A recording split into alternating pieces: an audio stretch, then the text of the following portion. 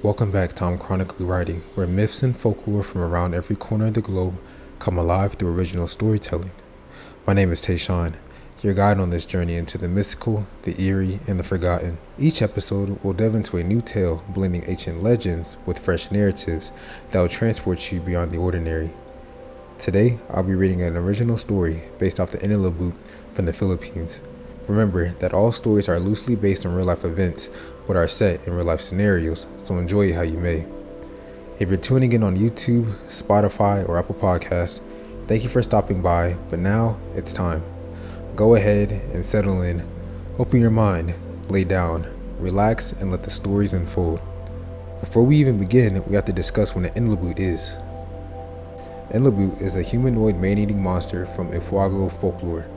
He is a male giant with long hair, ape-like teeth, long claws, and thick, tough skin. His home is in the mountains, and there, with his smith, he makes iron tools. He lures individuals into the forest by taking on the appearance of the victim's relatives, friends, or acquaintances.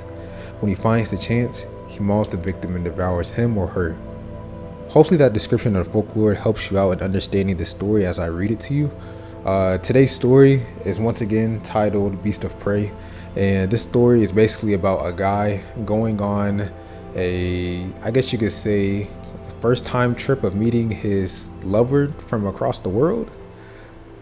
That's what I kind of went with. All right, long story short, it's just gonna be kind of what's that show for MTV? Catfish. It's gonna be like a catfish type of story. I might be telling too much, but hopefully with this knowledge though, you can kind of follow the story, as I do tend to write things that make your mind think. So if you're ready for this story, pause it if you need to, use the restroom, or take it with you since you're by yourself most likely, and enjoy the story. Beast of Prey is an original short story by Tashawn Fonteneaux. Part 1. James felt a mix of excitement and nerves as the plane touched down in Ninoy Aquino International Airport. He had been talking to Alyssa for months, sharing everything from his favorite books to his deepest fears. Now, he was about to meet her in person for the first time. He grabbed his carry-on and made his way through the bustling airport, scanning the crowd for a familiar face. As he stepped out the arrival gates, his eyes landed on a petite woman holding a sign with his name on it, Alyssa. She was even more beautiful in person, with a radiant smile that lit up her face. James felt a flutter in his chest as he walked towards her. "James!" Alyssa called out, her voice melodic and warm. She enveloped him in a hug, her perfume a sweet floral scent. "I'm so glad you're here." "Me too," James replied, feeling a rush of happiness. "It's surreal to finally meet you." They chatted excitedly as they left the airport, the warm Manila air enveloping them. Alyssa had planned a full itinerary for their time together, starting with a visit to a local farmer's market. As they navigated through the crowded streets, James couldn't help but notice how effortlessly Alyssa seemed to blend in with the locals, chatting with vendors in fluent Tagalog and bargaining for fresh fruits. At the market, they tasted exotic fruits and local delicacies, laughing as James struggled with some of the more unusual flavors. Alyssa was patient and encouraging, guiding him through the experience with ease. They bought a few snacks and continued exploring, eventually making their way to a nearby museum. Inside the museum, Alyssa was an enthusiastic guide, sharing stories about the exhibits and the rich history of the Philippines. James found himself getting lost in her stories, captivated by her passion and knowledge. She was everything he had hoped for and more. Later, they headed to a dance studio for a surprise lesson. James was hesitant at first, but Alyssa's infectious enthusiasm won him over. They danced together, laughing and stumbling through the steps. James felt a deep connection with her, as if they had known each other forever. As the day came to the end, they returned to Alyssa's apartment. James felt a sense of contentment, believing he had found someone truly special. Little did he know, the facade was about to crumble, and the real Alyssa was far more dangerous than he could ever imagine. James was both excited and nervous as he prepared to meet Alyssa's family. She had spoken so highly of them, describing her parents as traditional but kind-hearted, and her younger brother as mischievous yet lovable. James wanted to make a good impression, but he couldn't shake the slight unease that had been growing since their museum visit. Alyssa had been a bit too perfect, a bit too accommodating, and there were moments when her smile seemed forced, almost predatory. Alyssa led him to a modest home in a quiet neighborhood. As they approached, James noticed the curtains in one of the windows quickly falling back into place, as someone had been watching them. He brushed it off as nerves. Inside, the house felt strangely empty despite the presence of her family. Her parents greeted him with stiff smiles, their eyes dull and lifeless. The younger brother, however, was nowhere to be seen. Instead, a tall, stern-faced man introduced himself as Alyssa's uncle. His handshake was cold and brief, his gaze piercing. The air felt thick with tension. Dinner was a stilted affair. The conversation was filled with awkward pauses, and the family members seemed to evade personal questions. Alyssa, usually so lively and chatty, was strangely quiet, occasionally glancing at her family with an unreadable expression. James felt a chill run down his spine when he realized that Alyssa and her family never made eye contact with each other.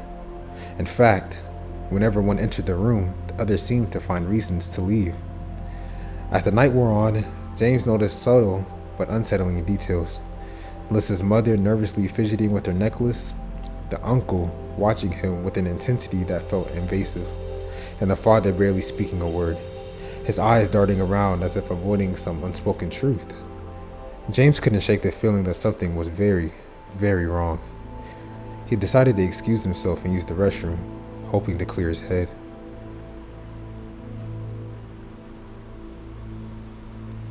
Part 2. As he walked down the hallway, he passed by an open door and caught a glimpse of a laptop screen. It was a chat window filled with messages from different men, each professing their love for Alyssa. James froze, his mind racing. Was she talking to other guys too? His heart sank as the realization began to set in.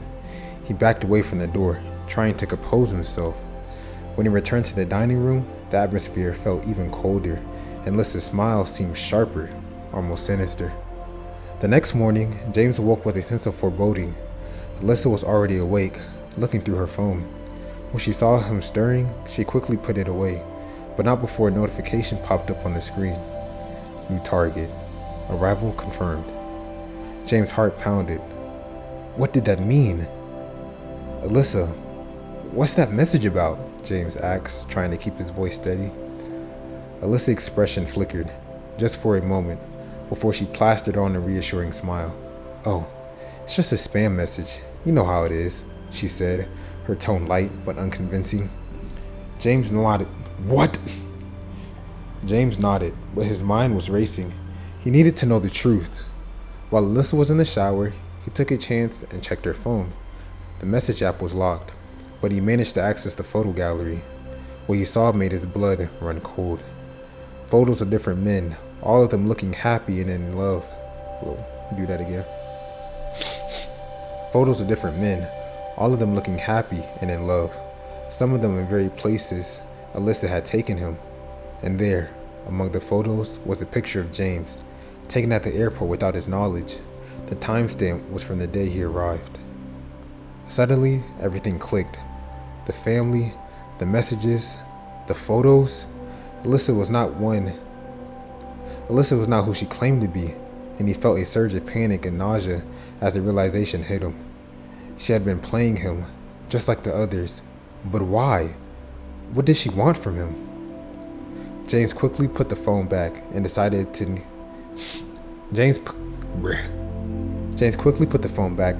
needed to comfort her. He couldn't leave without answer, but he had to be careful. He didn't know what she was capable of. That evening, James and Alyssa went for a walk on the beach.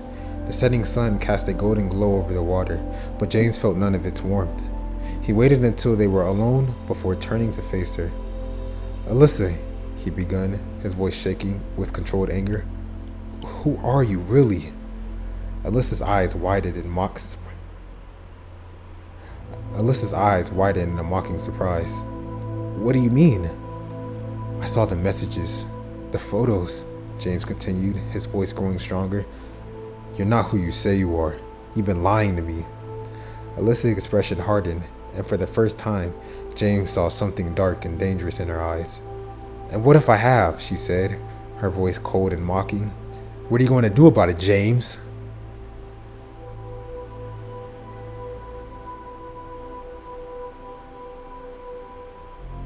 Part 3. Before he could respond, Alyssa's features began to shift. Her skin darkened, her hair lengthened and lightened, her eyes changed color. In seconds, the woman standing before him was unrecognizable. James stumbled back, horrified. What? What are you?" he stammered. Alyssa smirked, her voice now deeper, almost inhuman. "I'm a predator, James, and you've just become my prey."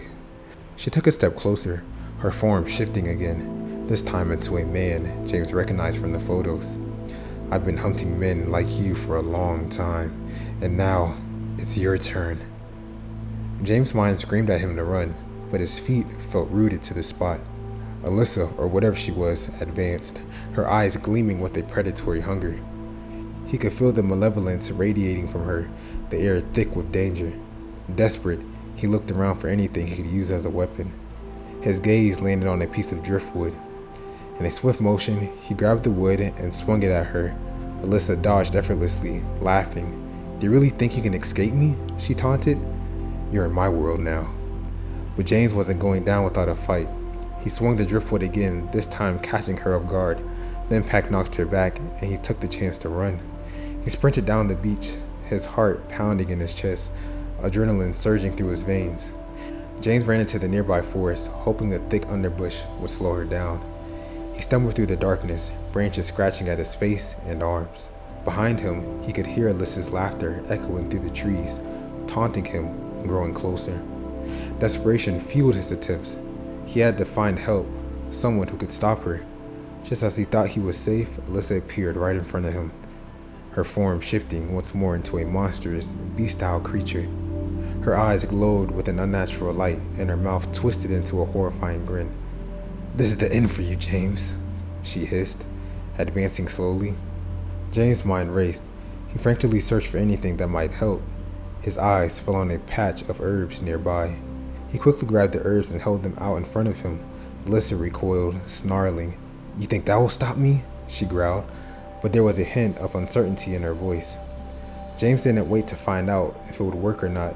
He threw the herbs at her and ran, praying that they would buy him enough time to escape. He burst through the trees and onto a dirt road, where he saw a local farmer with a cart. "Help! Please help me!" James shouted, waving his arms. The farmer looked at him, then at the forest behind him and nodded grimly. "Get in," he said, his voice steady. "You're lucky you got away." James scrambled into the cart, and the farmer urged his horses forward. As they sped away, James looked back and saw Alyssa standing at the edge of the forest, her form shifting rapidly, her eyes burning with rage. She let out a scream of fury, but the distance grew between them. James sat in the back of the cart, shaking with relief and terror. The farmer didn't ask questions, simply nodding as he knew exactly what had happened. So what did y'all think of today's story? I know that James ended up getting away, but Alyssa is still alive. Do you think that Alyssa was able to find James and track him down? Or do you think that Alyssa just went on to the next man? Do you think anybody was able to believe James' story? What about the farmer? Do you think the farmer has anything to do with this?